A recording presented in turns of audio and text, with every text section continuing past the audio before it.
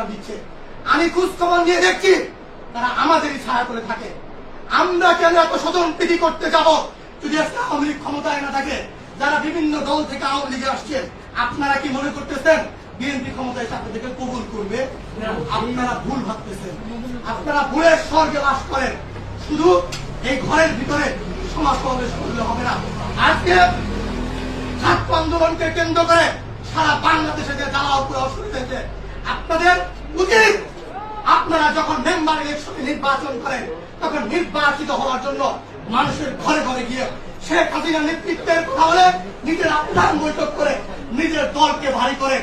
জামাত আনেন, বিএনপি আনেন, জাতীয় পার্টি আনেন, আওয়ামী লীগের নেতা কর্মী খোঁজ রাখেন না। আজকে এই ছোট্ট অফিসের ভিতর আপনাদেরকে সমাবেশ করতে হবে কেন? আপনারা এখনো সময় আছে। দেশের যে অরাজকতা সৃষ্টি হয়েছে যদি প্রতিহত করতে চান তাহলে ওই ওয়ার্ড আপনারা যখন ইউনিয়ন পরিষদ নির্বাচন করেন ঘরে ঘরে গিয়ে সভা সমাবেশ করেন। আবারও আওয়ামী লীগের দুর্দিনের দুঃসময়ের কর্মীদেরকে নিয়ে আপনারা ঘরে ঘরে দুর্গ গড়ে তুলুন।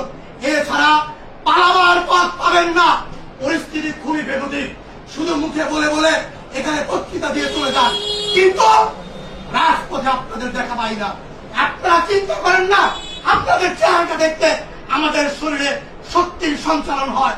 আমরা ভাই যদি রাস্তায় মারা যায়, আমার চাচা, আমার ভাই আমার লাশটাকে নিয়ে কাপন কাপন করবে, জানাজা পড়বে।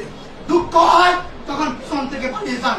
গান্ধীনগর ওই দিন যে সোয়াক্টাম্বর আপনাদের জন্য এত কিছু করে, আপনাদের জন্য জীবন যৌবন উৎসর্গ করে 20 লাখ টাকা যে জমি কেনার টাকা নাই, সেদিন বলতে যে জমিটা আলিম বাইরে দিয়ে দিয়ে আমার চাচা জমি বিক্রি।